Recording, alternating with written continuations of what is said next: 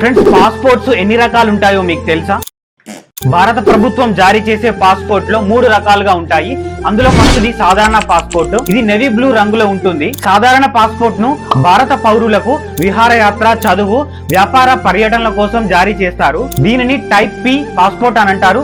P అంటే person అని అర్థం. రెండవది అధికారిక పాస్పోర్ట్. ఇది తెలుపు రంగులో ఉంటుంది. అధికారిక పాస్పోర్ట్ ని విదేశాల్లో ఉన్న భారతీయ సాయుధ దళాల సభ్యులకు మరియు భారత ప్రభుత్వానికి అధికారికంగా వ్యాపారంలో ప్రాతినిధ్యం వహిస్తున్న వ్యక్తులకు జారీ చేస్తారు. దీనిని టైప్ ఎస్ పాస్పోర్ట్ అని అంటారు.